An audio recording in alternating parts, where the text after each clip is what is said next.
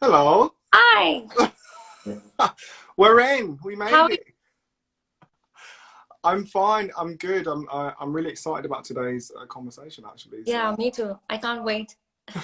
It's the first of the series. yeah. Yes. So how are you being first? Tell me. So I'm good. So I'm Harvey Kennedy. In case anyone doesn't know who I am, so I identify as gay. My pronouns are he/him, and I happen to be the CEO and founder director of Black Beetle Health. And I just felt that it was important to join today's event and to sort of participate in today's platform. Yeah. Yes. Perfect. So Harvey, tell me about your journey and how you came out and how you told your parents, your friends, your family. How was that? Straight in. Okay, I thought we were going to like ease into the conversation. Um, and by the way, Samia, who are you? Because I don't think people Oh, recognize your face. okay. So I just joined Black Beetle Health as their health promotion coordinator, and I'm a doctoral student as well. And I'm really so happy to be a part of Black Beetle Health and to be able to do this event, because as a straight person who does not identify as LGBTQ, I think it's very important for all of us to be able to understand the experiences that LGBTQ people go through and the difficulties they face, the challenges that they face, and the things that they have to overcome, and the amount of strength that they have to be able to face all of these challenges and to empower themselves and other people as well through the journey. So I think it's really very important for people like me, especially, to be able to understand what it is. We generally empathize with the difficulties that LGBTQ people face, Yeah. but we don't have the first-hand experience. So I think it's really very important to hear your story Yeah. and empower other people as well. Yeah. Very nice intro. I feel like I feel unprepared in comparison to that intro. Okay, that's fine. We're gonna fix that. Just let me warm up. I'll be there. I'm Yeah. here for it. So yeah, just to sort of go back to your original question, I can't say that it was one time that I had a magical conversation with my parents and suddenly everyone understood and was like they knew where they stood. I think, like probably for many other people, it was very incremental, and so it was very much sharing, like, oh, do you like this, or and then you walk away for several weeks, or you might come back and say, it's so funny, someone said about me. I think I even one point I said, um, people are making fun of me and trying to tell me that I'm this, even though I knew that there was, that was probably not the best way to go about doing it. That was what I felt able to do at that time. So as far as what I was sharing with my parents and how I was sharing that was very incremental, like bits and pieces, very bitty, as I felt comfortable. So I've known since I was about 10, okay, that I was gay, and that my experience was not going to be like everyone else's experience. So I think that I thought that my parents knew that as well, and so I felt comfortable sort of doing it in that way. But as you will find out later on in today's interview, it was not like that. But Spoiler alert. yeah, spoiler alert. Yeah, Yeah. I assume it is quite um, at such a young age, to have such different thoughts of, okay, who am I really? I mean, to try and find an identity for yourself, and in a way be different from all your friends around you. yeah. How has that been? Like, how have you dealt with yourself internally? What was your thought process during that time? Yeah, that's a really good question, actually, and I think the assumption is that I felt, well, of course we feel different, or that we have to do different things, or that life would be different. I don't think that I think it's only different because other people think it's different, not Yeah. because I think it's different, because I think it's not good enough, or I think I've got to do something about it. It is my normal day to day, so it's not different to me, even though I know it's different from other people's point of view. I think, as far as dealing with that, I come from a very conservative religious background. My dad was a pastor, so he was the person that people looked to as a religious leader, and he was quite well known in London. across a variety of denominational churches. And so, you know, he's really well respected, and people, you know him. And, you know, that was the most difficult thing to have to deal with, really, because it was navigating that first, navigating the public relationships, navigating potential criticism or, you know, those types of things. Not to mention the cultural aspects as well. So as far as how I process that, you know, how I am processing that, I would probably say it's not something I process and it's done. It's still being processed daily. It's a daily process. I think that's important to remember as well. There's not like a finish line that you reach and you're like, I'm out. We come out all the time and we process all the time and we react all the time, you know, in the best way that we know how to. So yes. Yeah. Well, when you say this, no, it just makes me think as straight people, we don't have to, we don't even think that, you know, we need to go and tell people that, okay, I'm Yeah. or tell our parents that, you know, I'm straight, so I'm going to get married to a guy, you know, I'm going to get married to a man, or, you know, all of that.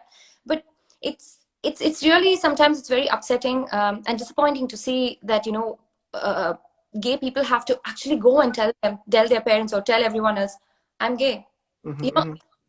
why do you think there's a need for people to go and tell people, you know, that, okay, so this is who I am gay, this is the thing. But we straight people, we don't face that kind of a situation.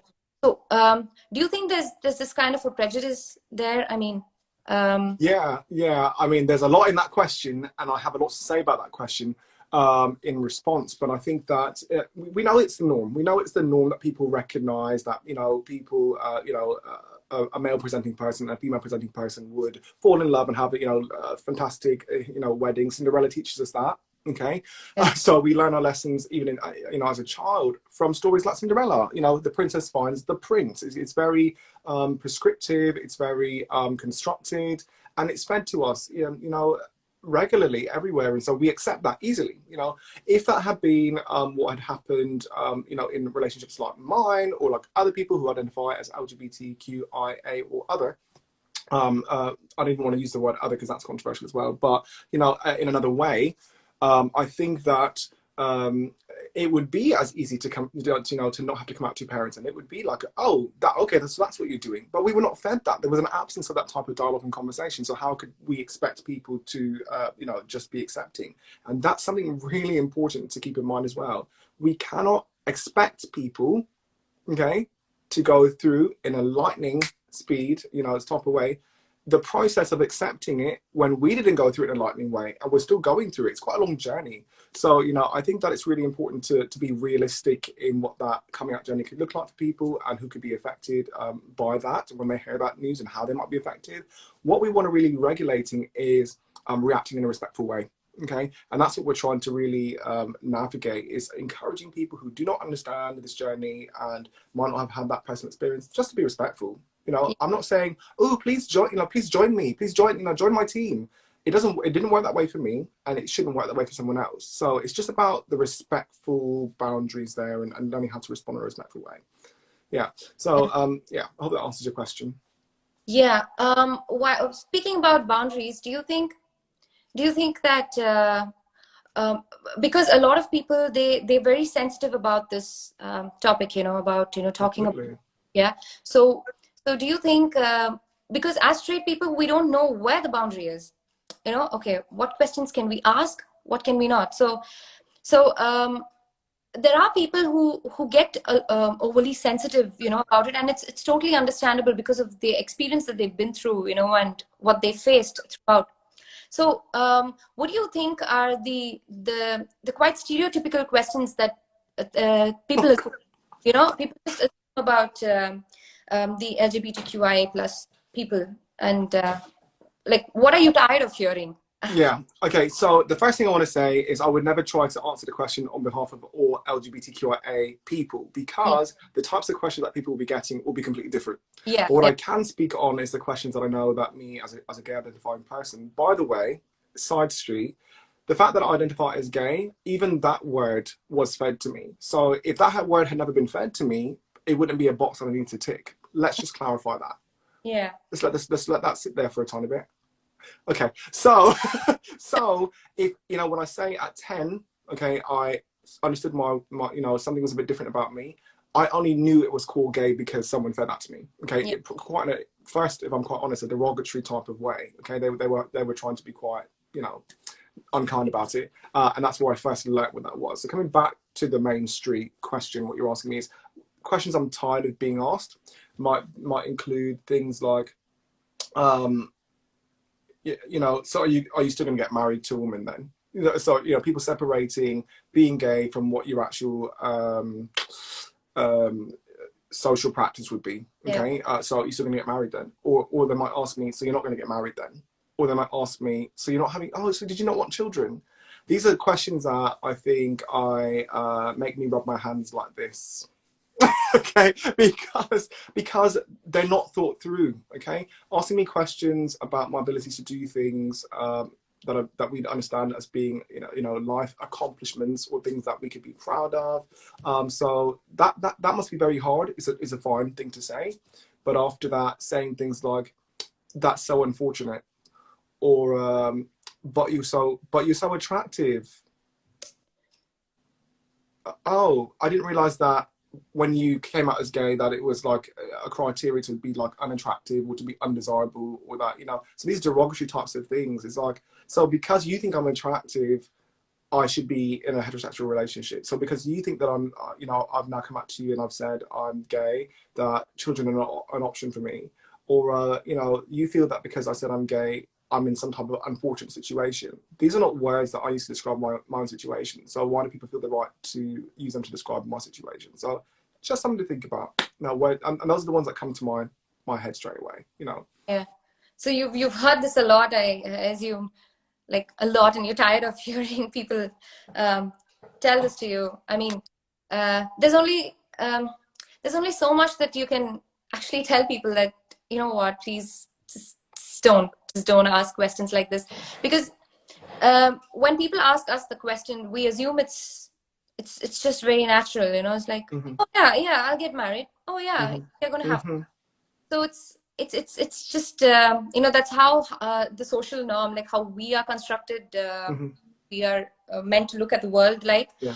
So what are the challenges did you face when you, like, before you came out and after you came out? I mean, definitely feeling left out. Okay, feeling left out of the celebration of growing up, and you know, typical milestones like your first, you know, your first partner, for example. People was like, "Oh, they've got a so and so." You know, me and my partner, we talk about that all the time. We sort of say, "Goodness, we wish that we could have had a chance to like have that young love and be open about it and show that young love off to like our friends." Yeah. And you know, in my situation, my young love would have been socially constructed young love. So you know, I did have, you know, female presenting partners, you know, girlfriends, if you want to call them that, as part of trying to fulfill those expectations. But so it was fine to show those things off, but it was showing off the wrong thing. So it wasn't showing off what I was actually happy or proud of to sort of share. So it was, you know, I miss, I think the chance to do that, just the chance to share my entire self and to be forthcoming and honest with people, and always feeling like you were acting, dressing, performing in a way that other people wanted rather than the way that you felt you wanted. Yeah. And that's so harmful. It's Yeah. harmful both to health, mental health, physical health. You know, the things that I would, and I'll be forthcoming about it, there were things that I would do to my physical body that would Mm. make me feel more presentable in a way that maybe others would accept that, you know. And so you know, and it's some of them are just so silly because I wanted to present in a way that I felt people would accept, you know, and I think that's probably a normal part of growing up. But I think as someone who identifies as gay, that's like doubly difficult. It's even more difficult. You know, I think someone's saying here, it speaks to things that people feel they're entitled to know. Asking anyone if they're going to have children, regardless of orientation, is none of your business, frankly, and I agree with that. I think also further up, you know, someone else said, you know, because heterosexual is seen, constructed as a social norm, absolutely. Yeah. And thank you for the compliments on my jacket as well. I just thought it was the appropriate occasion. Yeah, so, you know, I think this is an important conversation that I wish we could have respectfully with, you know, other people who identify as straight, because, you know, without the fear that we would be in trouble or that we would be in danger or that we would be, we'd enter into a really big fight or argument. Yeah. Yeah, it is quite difficult when you see in the aspects of how it takes a toll on your mental health. Yeah. Well, so you need to deal with the social pressure. You need to deal with the internal turmoil that's happening, Yeah. And also with family and friends. So it is a very difficult journey, but also it's very inspiring to see that all the challenges that you've faced, all the difficulties that you've gone through, it's made who you are today. I mean, you are the founder of Black Beetle Health, and that is actually really empowering. It is really very empowering. So thank you so much for all the work that you do, actually. I just want to put it out there. Thank you. What is the kind of support that you received, the positive support that you received after you came out, after you started to come out?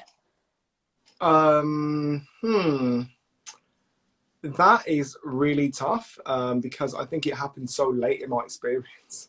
Frankly, you know, there were so many sort of barriers and hurdles and obstacles to get through before I could even get to the support bit. So, you know, I think, you know, getting support in your adulthood is great. Thanks for that. The damage is done. You know, you sort of think, I'm already damaged. Like, what can I possibly, you know, what can I possibly gain from this? But that being said, community has been overwhelmingly positive and overwhelmingly overdue, you know, to have. And, you know, the groups like Rainbow Noir has been really instrumental in that. You know, groups like House of Noir that I'm a part of as well has been a really big part of that. The ability to do Black Beetle Health has been a big part of that. Being able to see other groups popping up like Cayman LGBT Foundation, plug, who I just saw join the group. You know, I think that, you know, seeing other things happening around me as a result of the work that other people have done, okay, is so important. You know, I think my support was the computer screen. Unfortunately, I did lots of my exploration through Googling and through searching and reading and watching lots and lots of YouTube. To try and get the information I needed to understand how to progress, how to feel supported, to see other people like me out there doing positive things, not just out there doing negative things, but doing, like, being successful, being rich, being famous, being loved, being respected. And it was very much a me doing that, having to put the work in to do that, which is tough. It's tough. You know, no one thought that. Yeah, and I'll add to that as well. People would say, "Oh, are you so cute?" Even as a little child. "Oh, are you so cute? Look at you twirl." Let's just think about that for a second, people. Why am I twirling? You know, not that I'm saying that because you're gay, you twirl. And that's another thing. Oh, that's another conversation.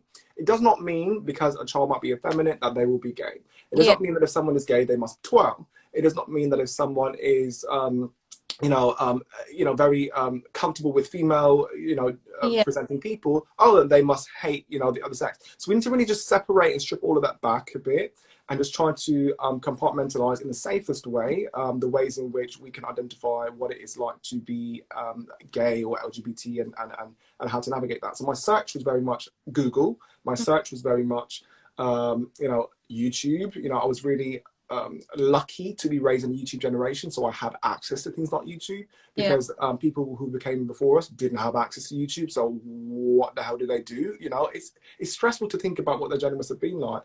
But how they survived was in community and about pulling together and finding people like them. And this is where things like houses were developed and Vogue was developed, and I could just keep going all day. So yeah. You mentioned that you felt left out, right? Do you feel the same way even now, like living in Manchester, and it is a big place, and do you still feel that way? I think this is a really good question. I don't know where you got these questions from, Samia. They're so good. All from here. All from here. Definitely, yeah. But I think it's a really good question. I think it's different being in London or like being around, immediate family. My immediate families, some of them live in Orlando, so in the United States, and so my extended family is still in London. But walking around London, I have been picked out on the street and been like, Harvey Kennedy? Are you like Pastor Kennedy? So I'm like, like, oh my goodness, like, so people still know you. So that pressure of like having to be places or being like, oh, like, oh, where should you be? It's like, it's Saturday morning, you should be like at church or like whatever it is. And me being like, nope, coming back from the club, just trying to make my way back home. If I'm quite, whatever that thing might be. I've had family members, call me out on the street and say that they saw me. So being in Manchester now, it was a chance for me to start again and not have to be worried about who's pulling up to my bumper, and saying like, where are you going? Like, what are you doing? And so people think that, this is quite a small thing. It is a next level anxiety factor to know that at any point someone could recognize you when you are turning a look, or when you're in Tesco's, and when you're minding your own damn business, and that's tough. And so, family I think didn't understand. They're like, oh, you should like find a local church and try to attend. I was like, that would not be on the agenda for today. Thank you for that information, though, because I felt that if you were to do things like that, okay, you again expose yourself to the criticism. You extend it. You put yourself in the middle of people recognizing you in situations or places where they don't feel you should be, which is none of their business. So it goes on and on and on. Manchester's been great, and it is great, and this is where we're going to be. But oh my goodness, the significance of having the option of being somewhere else. What about if you live in places like Jamaica? I think someone's mentioned Jamaica earlier on. How far are you going to go? What, to the left side of the island? To the right side of the island? Where are you going to go? A lot of people end up having to leave.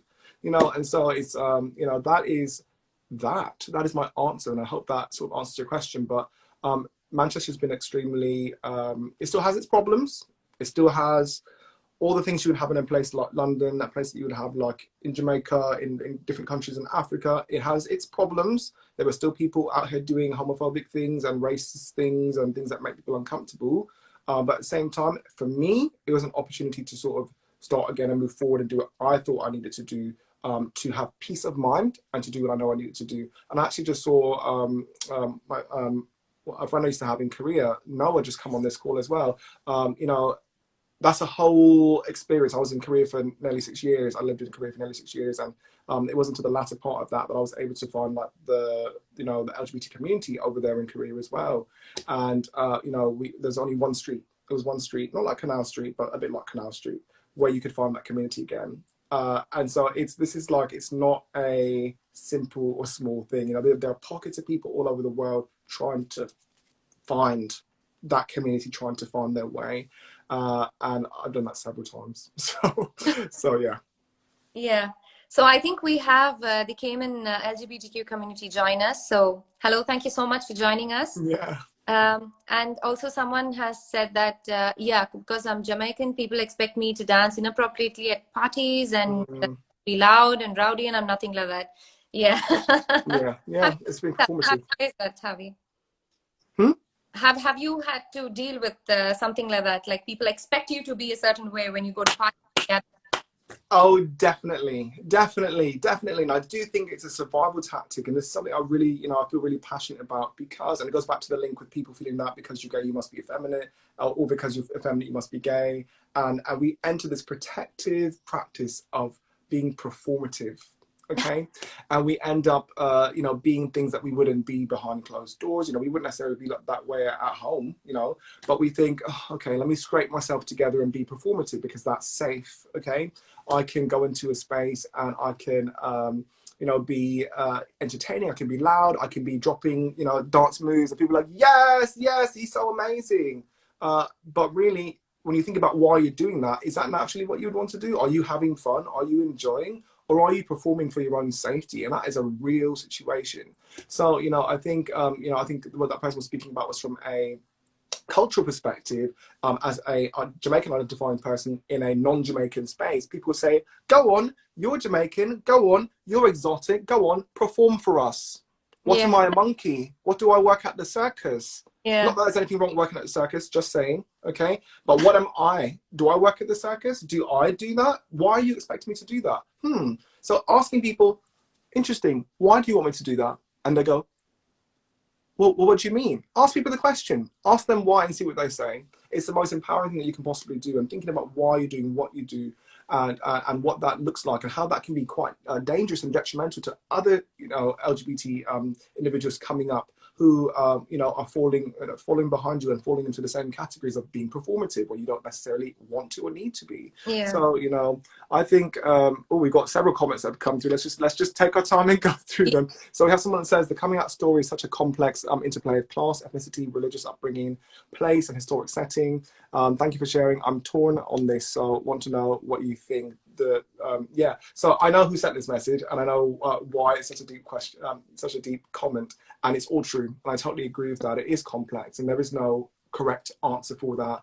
I don't think that it's something that we could cover even today, to really, because that would suggest that we know what the answer is, which is not, I think, what it is. It's a very personal yet very legitimizing experience to her to show your coming out story, and I really look forward to watching the rest of today's sessions. Yes. So the next comment was, people want the yes queen. Absolutely. I think that definitely, there's been situations that if I heard yes queen one more time, I would have probably lost it.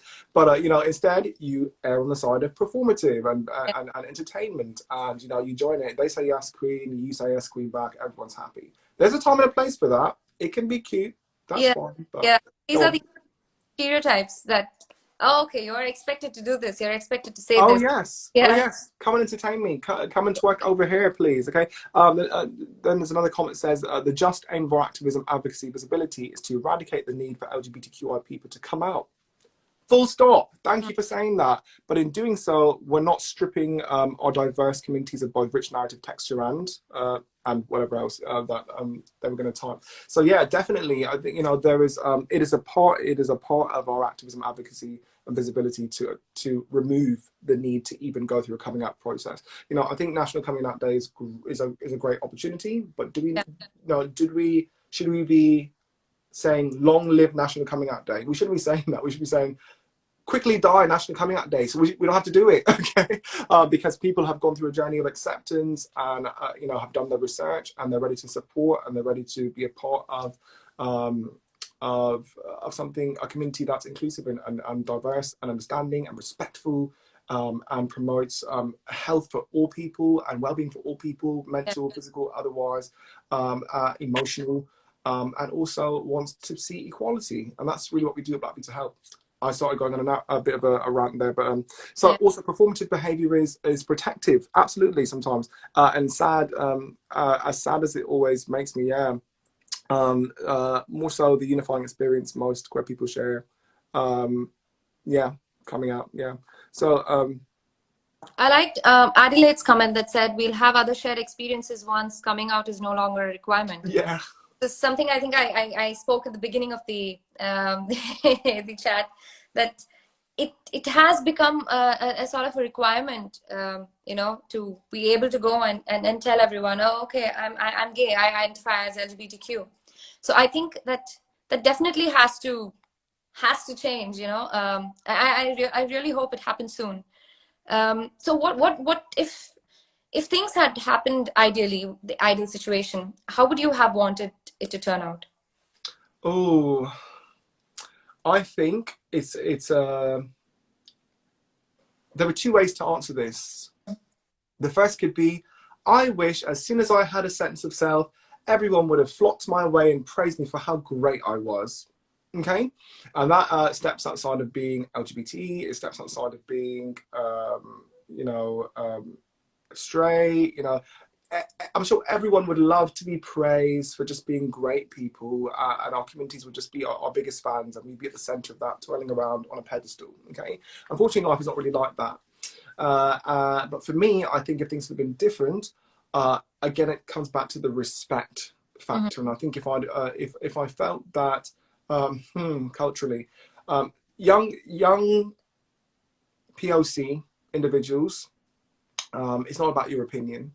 When you're being raised, no one cares what you thought about it. This is what we're going to do. So a lot of what you get to do has been delegated to you. You have been given permission to do that, or you've been told to do that. your opinion does not matter in this household. We tend to laugh, and this is no offense to those who have not had this experience, but I think it's an important thing to state that people who, and it might be a bit generalistic, and so I'm going to be really careful in navigating this, but I think we laugh when people who have not had a POC experience or a people of color experience yell back at their parents, or they or they say, no, I'm not going to do that. You know, you think, oh, I did not know that you were allowed to do that. Okay.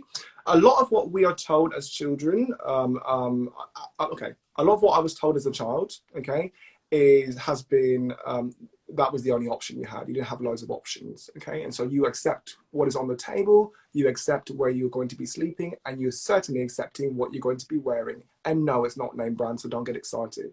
So, you know, and you have to learn to navigate public spaces where you didn't have that many options to do that.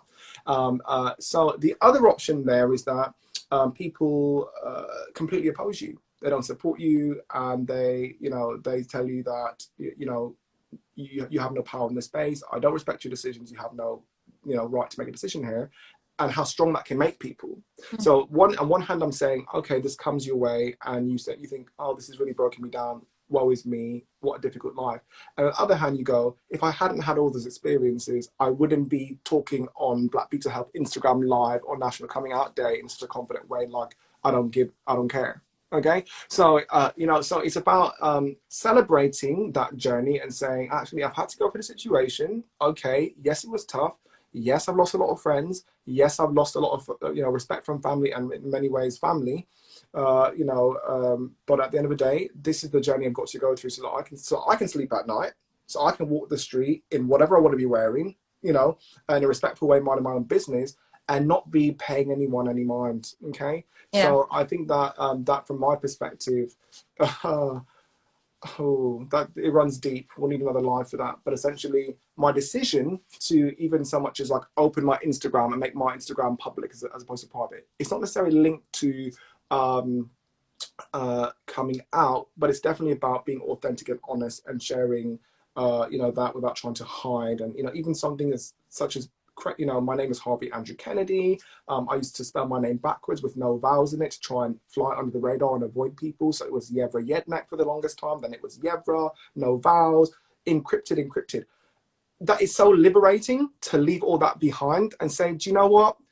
If you come onto my Instagram page and you see something that you don't like, if you come on my Facebook page, you see something that you don't like, and you have a problem with that, let's have a conversation. If you don't want to have a conversation about it, come off my page, okay? Yeah. And arriving at that point where you can confidently say, I really don't care, but oh, was it a journey? So just to respond to your question again, what you're saying is, how could it have been different? Yeah. I don't know that I could unequivocally say, yes, I want it to be different. I want everyone to praise me, because I think I would have lost more than I'd get. Like, I would have lost out on all those skills and that confidence and that ability to just exist in spaces. You know, I'm still, you know, in many spaces horrified for different, you know, reasons. But, you know, I have had to learn to cope with that by being positively positive,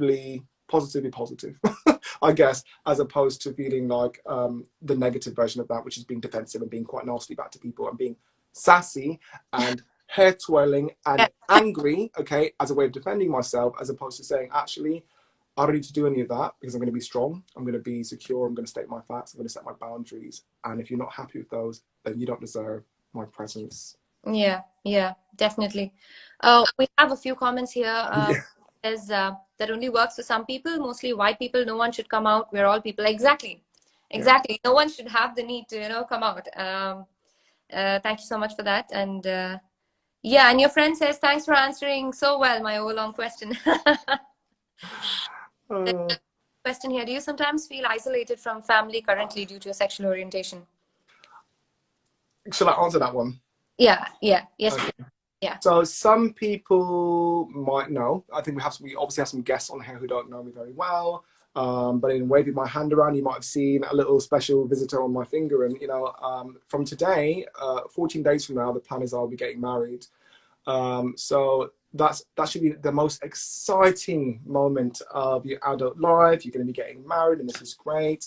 And in preparation for this day, even when I didn't know it was a possibility, I was dropping those nuggets, making suggestions, you know, to family, trying to imply, trying to be gentle, remembering that these are people with a religious background. I need to be reasonable at my delivery, and trying to prepare them for the day where I could tell them, by the way, I'm getting married. I must say that the wedding came before I could, before I could completely have you know, a conversation with all members of my family and let, you know, just exist in that space. I have left so many family group chats. I've left so many you know, chain emails. I have blocked so many people. I have intentionally gone out of contact with so many people, just because I just didn't think I had this, like, I can't focus on you not accepting this because I have places to be. I've got people to marry. So, you know, so I don't have time to worry about why you will not have, like, why you can't find the acceptance in that for, you know, to support me as your family member, you know, whether that's a son, a sibling, or whatever it is. So, you know, have I felt isolated due to sexual orientation is an understatement. Like, I couldn't even say that that's what it was. Isolated has left me with no family attending the wedding. So even if COVID had not been a Oh, thing. sorry about that. Yeah, so there'll be no family at the wedding, and that invitation has been extended to family for them to join. And you know, it's not a COVID situation, even though we'll be having a COVID secure wedding. Just to throw that in there, we'll be having a COVID secure wedding, you know, with very reduced numbers, and all the social distancing that is required of us by the government. But even if it wasn't COVID, the answer was, well, I wouldn't be attending anyway, and that's really tough. That's really tough to have to think about or face. But my partner's family has been extremely supportive. My partner's friends have been really supportive. My friends have been really supportive. And those who will end up coming to the wedding, you know, I've emphasized it on many occasions, several times, that their presence is going to be really, really important because, you know, they will be that chosen family.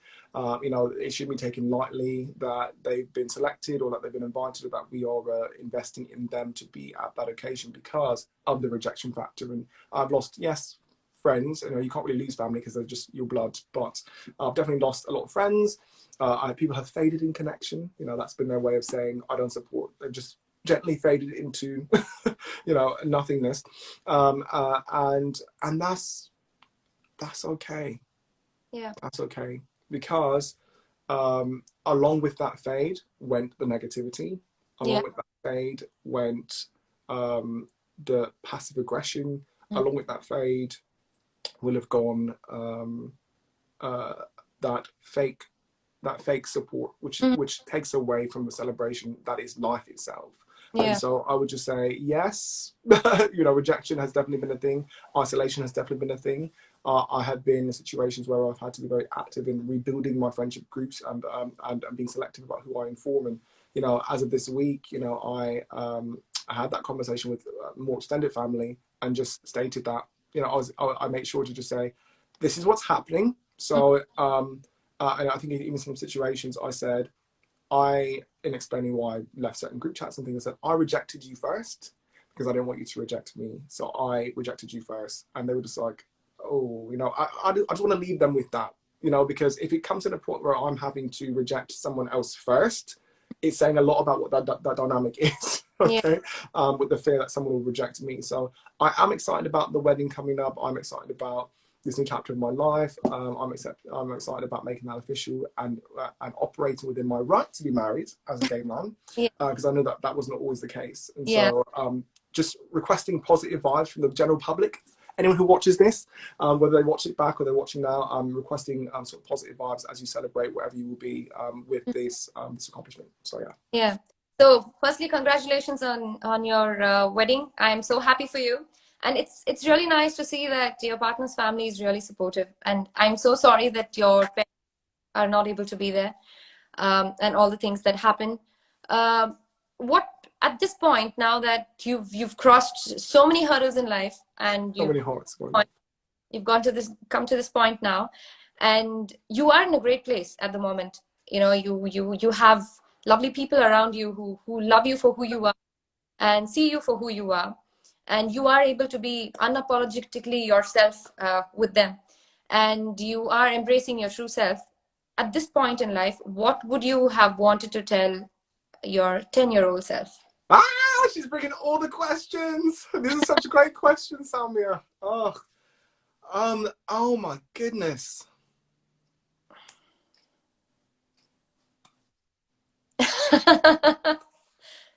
What would you tell? It's gonna work out. It's all gonna be okay. It's all gonna Yeah, be okay. yeah, And you're gonna be amazing. And you're yeah. gonna be successful. And people are gonna respect you. And they're going to allow you allow you into spaces. And that's great. Oh, I'm getting Like emotional. it's embarrassing. No. Yeah, It's gonna be fine. You're yeah, not gonna be alone. People will reject you, yeah, but it's gonna be so good. It's yeah, gonna be so good. And you're not going to fail. You're not going to fail. You're not going to be on the street. You're not going to be in prison. You know, it's going to be okay. It's going to be okay. And you will still have your gifts and your talents, and you'll be able to use those gifts and talents to make other people happy. And people are going to, you know, people are going to come in from all over the world to just get a bit of the positivity. And it's a tough question because I see other people who do interviews and they're asked that same question. You think to yourself, man, if only we could know, if only we could know our potential and what will become a situation. And that you're going to meet other married people who identified as LGBTQ, you know, and they're going to also be excited for you, you know. And I see some of them on this space, and it is, it's a big deal. It's a big deal, and I'm grateful. This is what I say, to be grateful. I just push the message to be grateful because you have to be grateful. Not from a position of, oh, thank you for the dish out. Okay, be grateful as in acknowledging those hurdles, acknowledging those barriers that you've overcome and continue to overcome, and how you can encourage other people. This is why I'm excited about this space, because you know, people can watch this back, or they might be watching it live now, and they can then share. Ooh, I thought I was done. I thought I was done. It's so funny. Let's just all laugh together, and that we can share in this. someone said, like, I've never seen Harvey speechless. So Yeah, yeah. I always have a lot to say, but yeah, I would tell my 10-year-old self, it's gonna be okay. yeah, that's really nice. Yeah. There are a few. I'll let you you know, get back to. I can't see the questions. Can you see the questions? I can't see the questions. Yeah. Okay, someone here said Ooh. freedom is so much better for the benefit of meeting our chosen family. Sometimes, as LGBTQIA people, we are never alone. Yeah, true, Mm, definitely. yeah. You're getting a lot of congratulations. So happy for you. Yeah. Oh. I think the Cayman LGBTQ Foundation, they say here in the Cayman Islands, it's truly hard coming out. I was lucky enough to have my family support and did not have that problem. I left home to the UK to live my life for 13 years. But when I returned home, I decided to fight for gay rights. The foundation is a big help to others. King has been a great support. Yes, definitely. Um, yeah, everyone's sending you all positive vibes for the wedding. If you summarize that. I'm still struggling to see the screen. Anyways. But, yeah, you really are an inspiration for a lot of people. Like they are getting inspired by just hearing you talk. You know? It's really nice to be able to find that strength after all that you've been through, and you know, amidst all of the stuff that's happening with your family as well, to try and find that strength there, and to always put up a very positive front and be happy and smiling for yourself and for the people around, and to be able to spread such positive vibes. I think it's great. I'm so happy that I'm your friend. I'm so glad I'm your friend. Yeah. Yeah, I think what people won't even realize in lockdown, like, we have so many of us within the Black Beetle Health team, we've never even actually met each other because we Yeah. did it all remotely. But we have quickly, by being passionate about the same things, quickly have become friends, you know, and quickly found, you know, even more family, you know. So it's a big deal. So I'm so glad to have you part of the team. So I think we've been speaking for around 45 minutes. Oh, it's been No, it's been 5 minutes. What do you mean it's only been 5 minutes? I still have a lot of questions to ask you, but I think maybe we should put that for another live. Yeah, absolutely. So as a final question, I would like to just ask you, what what message would you like to tell people who are struggling to find their place, struggling to find their identity, or want to tell people, or want to come out? So what would you tell them? What I would start by saying is this is not easy. Okay, this is not easy. We make it look easy because we save face and we smile and we perform. Okay, it is not easy. We have tough questions all the time. We have tough conversations all the time. I've had to count my losses. I also emphasize, people say, oh, that's so amazing you lived in Korea. If I'm forthcoming about that, okay, I ran away to Korea, okay, because I couldn't deal with having to have the conversations. I went for what I thought was going to be like a year's time, and it became 2, and then it became 3, and then it became 4 years, and then it became 5 years. And I was like, okay, wait, okay. I'm not Korean. I don't live in Korea. I need to, make some decisions and face my fears and try to do that in the best way that I think is healthy for me. So Korea, great, okay. But I ran away to Korea, and I think I shared that on a panel last year, probably a year ago now. That was the Black Gay Lives Matter panel that I was on at Salford Uni. That was chaired by Dr. Soraya Nayak, and I said that as well in that space. And I said, I've been running a long time. I've been running away from people a long time. I've been running away from situations a long time. And I want to say it's okay, because that's part of the journey. You run as long as you need to run, okay? you use the means that you have to make sure you're safe and you're happy and you have support around you. And you don't owe anyone an explanation for anything. You don't have to explain what you're doing to anybody else. You just do it when you're ready, how you're ready. It's not a race. It's not because someone said, I think we're seeing these days really, really young kids coming out. You're thinking, goodness, you're 6. How do you know? And people, there's lots of controversy around that, and people don't, will have their opinions. But don't be skewed by other people's approach to how they're doing that. Nor should you feel like you have to fall into I'm a lesbian. Yes, I'm a lesbian. I am a gay man. Okay, these are ways in which we pocketed and compartmentalize what we understand and what we know, so we can function within society as we exist. Even to say LGBTQI people, that's a really long acronym, and all the experiences within that spectrum are completely different. And so we have to be really careful how we group.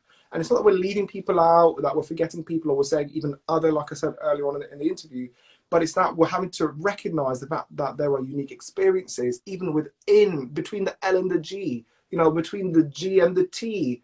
You might jump back to a bit of a B sometimes, and that's okay. It's a spectrum. We can't say it's a spectrum and then put letters on it that have to define people. It doesn't work that way. And so I think it's important to let people know, take your time, be safe, do your research, understand what you're getting into. I would even add, for my students, I used to teach secondary school as well. I used to teach secondary school science, and I saw a trend of bisexuality coming out, and I was a bit like, whoa, this is not a trend. Sexuality is not a trend. Curb it, okay?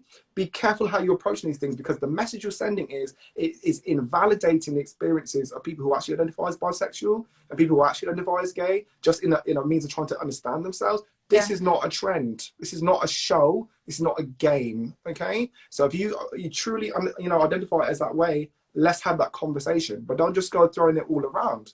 So I would encourage people to take their time, do their research, and understand what that means, okay? In a couple of weeks, we have Asexuality Awareness Day coming up, or Asexual Awareness Week coming up. And I was having a conversation with a friend of mine where it was just like, well, what even is that? Let's all do our research, myself included. Let's research and make sure we understand what that is, and we represent people in the best way that we can. And that will also lead with compassion. And we enable others to make mistakes as they explore curiosity and try to gain understanding. Let me stop talking, because I'm not the only guest today. Yeah. we for another live. Yeah. Yeah. And I always like to tell people that the motto that I follow in life, I think I've told that to you as well, Harvey. The motto that I follow in life is, I really look up to Ellen DeGeneres, for who she is and what she's become. And controversial. Controversial. I like to follow what she says. Be kind to one another, and I think that's really very, very important for all of us to follow. Especially given the situation that we are in now, the world that we are in now. I think it's very important to be kind to one another. And thank you so much, Harvey, for today. Thank you so much for your time. It was a very, very inspirational talk that I had with you. I'm motivated as well. I'm inspired as well.